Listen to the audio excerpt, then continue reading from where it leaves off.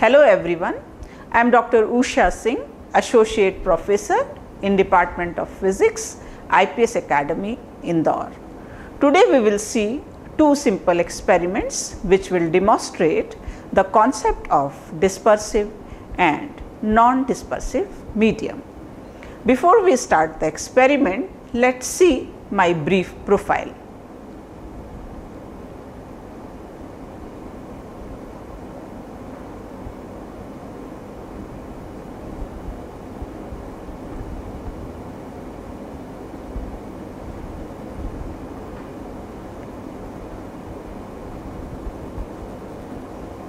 Coming to the experiment, what is dispersive and non-dispersive media? This concept we should understand first.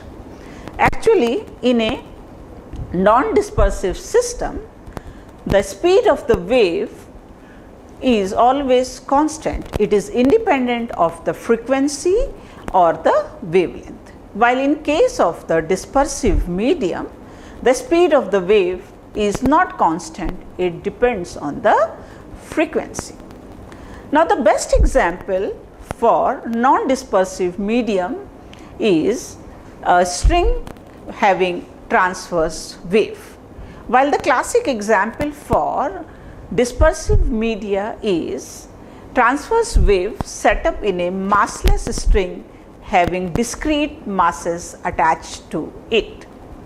Now, in our case, in both the experiments, string is fixed at both the ends, and hence when we will give frequency to the string, we will get standing waves at some particular frequency. We can also call standing wave as stationary waves. Actually, it is a combination of two waves superimposing with each other, such that they are moving in opposite direction, having equal amplitude and frequency. In case of standing wave, there is no transfer of energy, and each and every point oscillate about an axis of the wave, and some points are always at rest. That points are called as nodes, while the points which have maximum amplitude, they are called as antinodes. Now, what frequency we apply to the string, depending upon that we get number of harmonics. This, when we get only one loop, then it is fundamental harmonic. If we get two loops, it is first harmonic. If three, it is second harmonic, and so on. Since the string is tight at both the ends, we will always get node at the end. So, in the center, if we get one antinode, or you can call it as one normal mode, then this is equivalent to half of the wavelength. So, lambda by 2 is equal to L, where L is the length of the string. So, wavelength of the string will become equal to twice of the length of the string. Now, if we talk about this, here we have one complete wavelength. So, wavelength lambda is equal to L in this case. Here we have three antinodes, that means 3 lambda by 2 is equal to L. So, we can call it as lambda or wavelength equal to twice of L by 3 and so on. So, the general formula we have used is n lambda by 2 equal to L. So, from here we can calculate the wavelength, and we know the frequency which we are applying on the string, and in this way we can calculate the velocity. Now, we will see our first experiment which will illustrate the concept of dispersive media. This is as such a sonometer. We have a massless string on which beads are connected. These are nuts actually, and the distance between any two nuts is 5 centimeter. In total, we have 20 beads. So, the distance between the beads is 5 centimeter, hence the total length of the string is 95 centimeter. This is our function generator. Here we have set the wave for the sine wave, we have set for the sine wave. This is our amplitude meter. We can set the amplitude by this meter, and using this knobs we can set the frequency. Actually, here in this function generator, frequency will be measured in time period in millisecond. Then we can convert that time period in the frequency using the formula f is equal to 1 by t. Now, in order to create the tension in the string, we have suspended the weight. For this case, we have suspended 300. We can do experiment in two ways. One is we can change the length of the string by changing this block. This is wooden block which is movable. In this way we can change. And another is another set of reading. What we can do? We can change the weights and we can do the reading. So, we can perform two sets of experiment using this setup. Now, I will start my function generator and we will see how the loops are formed in this string, or we can say how the standing waves is formed. So, let me start this. So, here we have first loop. Now, we can set and we can get the resonance condition for the loop. Here we see, you can see the time period is 113 millisecond. Now, we will set to get the resonance in the loop. When we will get the resonance? When the natural frequency of the string, this is massless string with discrete masses at equidistance. When the natural frequency of this string and the function generator matches, then we will get beautiful antinodes in that with large amplitude. You can see here the amplitude is increase it little, change little bit change. Now, you can see the amplitude is very large. This is the resonance condition. Now, when we change the frequency, we will get two loops. We have to set the frequency by using this knob, or sometime we have to change the scale. And now see, we have two loops. So beautiful loops we have in the resonance condition. Let us shift to the third condition, third loop, by changing the frequency. Yes, here we have three loops now. This paper just we have kept so that we can get the image of the loops very well, otherwise there is no use of this sheet. Now, we can go for fourth loop.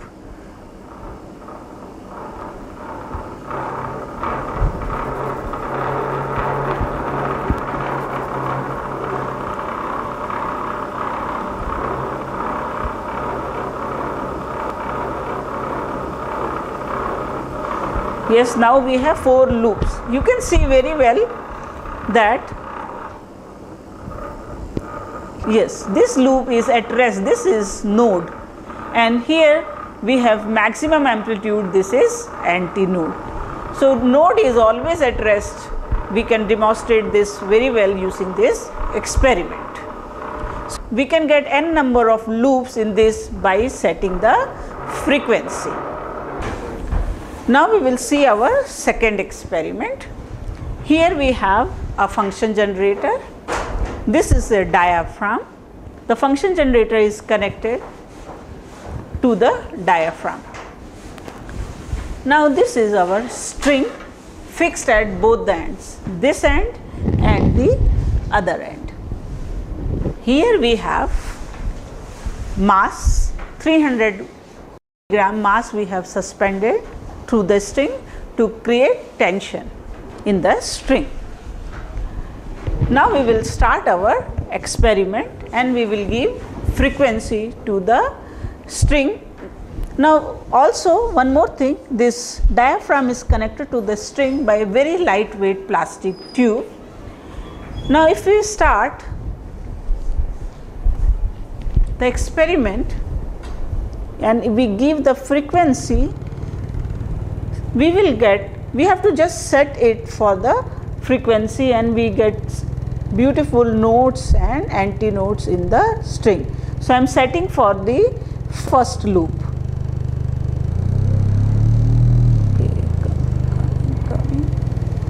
Yes, here we are, we have beautiful loop, first loop over here. You can see this loop here, it is very beautiful. Now see, it is oscillating, we have a beautiful one loop over here. Now we will shift to, we will change the frequency and we will get 2 loops on this. Let me set this.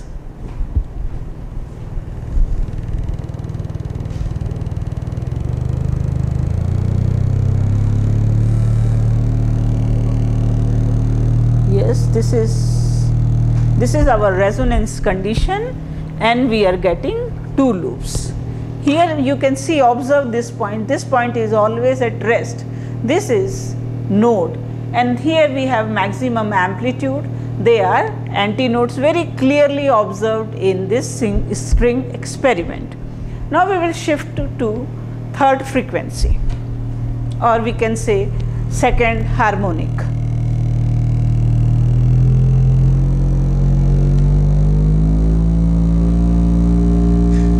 Yes, this is the resonance condition. Here we have 3 loops, 1, 2 and 3. Now we will go for fourth.